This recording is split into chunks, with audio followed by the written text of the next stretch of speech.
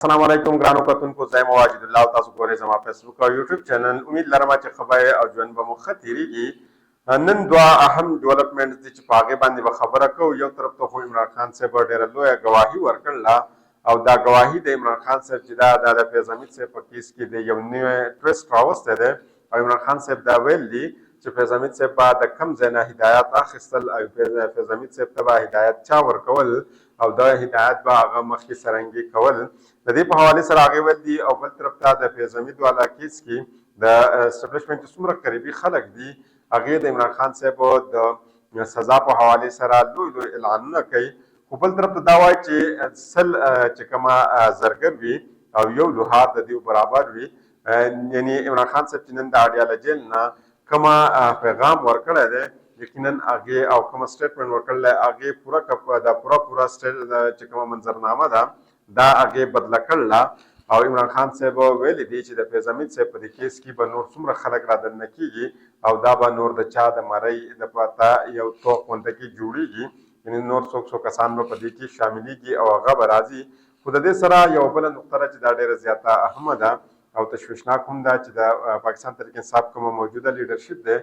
په هغې باندې عمران خان صاحب دی په دې وخت کې هغه هم خوشحاله نه دی په هغه لیډرشپ باندې ډېر سوالونه چې کومه دی دا چوتېږي موجوده وخت کې پرې خلک سوالونه کوي هم او د موجوده لیډرشپ نه ډېر خلک خوشحاله هم نه دي ځکه چې دا موجوده لیډرشپ بار ناست دی او دوی په آرام سره عمران خان صاحب وایي دوی بار ناست دي په آرام سره په خوشحالۍ سره خپل ټیم تېروي او دوی ته چې کومه هدایت ملاویږي ممکن دوی په دا هدایت باندې عمل نه کوي ځکه چې ډېر سوالونه په دې باندې مخکې هم چوت شوي اوس په دا وخت په دې باندې هم سوالونه چوتېږي او دا نن عمران خان صاحب د اډیاله جیل نه ویل دي او یقینا دا عمران خان صاحب چې کله یو هدایت ورکړي نو دوی د هغې 180 انګل کې ځي یعنې اپوزیټ ځي او د هغې برعکس دوی هغه کار کوي یو خپله سټرټیجي جوړوي او د هغه خپل سټرټیجي مطابق کار کوي یعنې د عمران خان صاحب په خبره باندې عمل نه کوي او د هغه په سټرټیجز باندې عمل نه کوي دا به هم موږ انالایز کوو په دې باندې به نن هم خبره کوو چې اخر دا څه چکر دی او دا څه روان دی ځکه که موږ د پاکستان تحریک انصاف خبره وکړو دا هغه واحده پارټي ده چې په دې باندې د بار نه ډېر زیات اټیک شوي دي خو تر اوسه پورې دا پارټي نه ده ماته شوې که دا چېرته بله یوه پارټي وی نو هغه به تر اوسه پورې ټوکړې شوی او د دې صرف او صرف واحده یوه وجه ده هغه وجه دا ده چې د دې عمران خان صاحب سره دا عوامو چې څومره نږدې لګاو دی څومره چې ورسره دوی دا زړه لګېدلی دی او څومره چې د دوی په منځ کې دا بانډ جوړ شوی دی د یو بل سره دا تعلق دی یقینا دا ډېر زیات مضبوط دي د هغې د وجې نه د دې پارټۍ ماتېدل چې کومه دي دا ډېر زیات ګران دي خو دا وخت دې پارټۍ ته د دننه نه یعنې اندروني خطره ده نو یقینا دا ډېره زیاته تشویشناک ده راځو لاول که موږ د عمران خان صاحب په حوالې سره خبرو وکړو دا ټایمینګ چې کوم دی دا ډېر زیات اهم دی او د هغې وجه دا ده چې سیول چې څونه کسان دي د هغې ملیټري ټرایل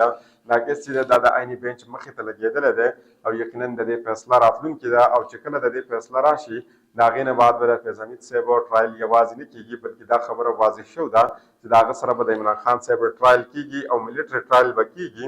یعنې دا خبره اوس هر یو کس کوي هم او یقینا دا ښکاره شوی هم ده خو دا کومه نور چې ملیټري تحویل کې کوم کسان دي د هغوی په کیس کې د عمران خان صاحب او د فیض حمید صاحب په کیس کې ډېر زیاته فرق دی او د هغې وجه دا ده چې فیض حمید صاحب یا په عمران خان صاحب باندې کومه الزامات به لګولی کېږي په فیض حمید صاحب باندې خو چارج شیټ لګولی شوی دی او په عمران خان صاحب باندې به لګولی کېږي نو د دوی په دې کیس کې بغاوت او سازش دی او دا نور کسان چې کوم دي دا ډایرکټ د دوی ملیټري تنصیبات باندې دوی حمله کړله او هلته هغوی اټیک کړی دی دوی د سازش او د بغاوت نه چې کومه دي دوی بچ دي نو دا دواړه کیسونه چې کوم دي دا د یو بل نه ډېر زیاته مختلف دي خو د فیض حمید صاحب د طرف نه سټیټمنټ هم راتللی شي ځکه چې هغوی به هم کوشش کوي چې خپل ځان بد کړي او هغې ته کم سے کم سزا میلاو شي نو یقینا د عمران خان صاحب خلاف سټیټمنټ راتللی شي پاسبلیټي شته یقینا 100% دا کنفرم نه ده یو پاسبلیټي ده یو موږ صرف یو سوچ کولی شو موږ یو اندازه لګولی شو چې کیدای شي داسې وم شي عمران خان صاحب ته دا خبره اوس ښکاره شو ده چې عمران خان صاحب به په دې کیس کې انخلولی کېږي او په هر حال باندې د هغې د وجې نه عمران خان صاحب د مخکې نه د ګواهي وویله که چېرته تاسو ما ملیټري ټرایل ته رابوځئ نو زه به هلته د چا ګواهي ورکوم نو هغې دغه کې ویل ده او هغې ویلي دي چې فیض حمید صاحب به د چا نه هدایت اخیستل څرنګه هدایت به اخیستله او څه وخت کې به دوی دا هدایت اخیستل عمران خان صاحب وینا دا ده چې جنرال فیض حمید صاحب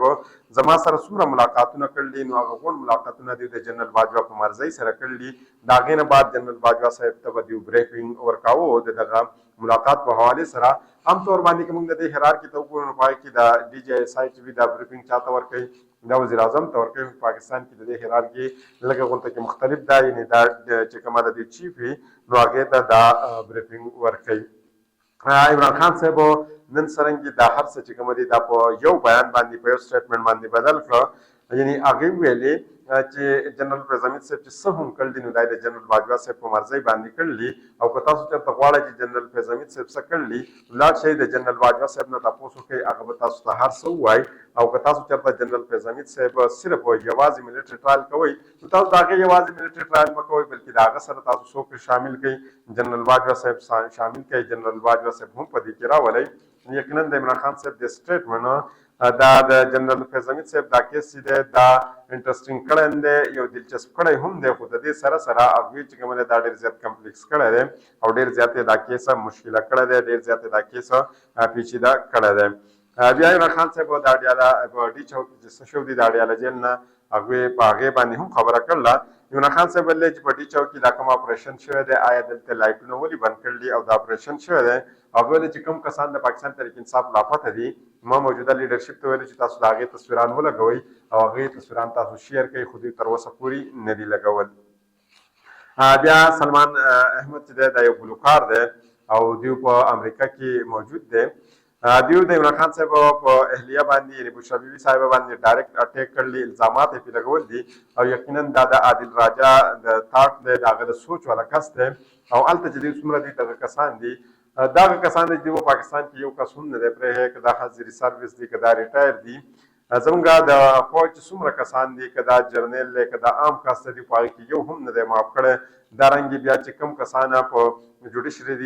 کې دي هغه هم نه دي معاف کړل، د دې سره سره دوی سیاسي کسان هم نه دي معاف کړه. او زه تاسو تر مخکې نه دا وایم چې یو ورځ داسې هم راتلو واله ده چې دوی وایي چې عمران خان صاحب غدار دی، صرف او صرف موږ چې یو موږ پاک یو او دا نور ټول خلک چې کوم دي دا غداران دي، تر دې پورې دوی رسېدلی شي. د هغې په حوالې سره نن عمران خان صاحب ویل دی چې سلمان احمد د شرم کول پکار دی، په امریکا کې ناست دی، په بشرا بیبي صاحبه باندې بېهوده الزامات لګوي.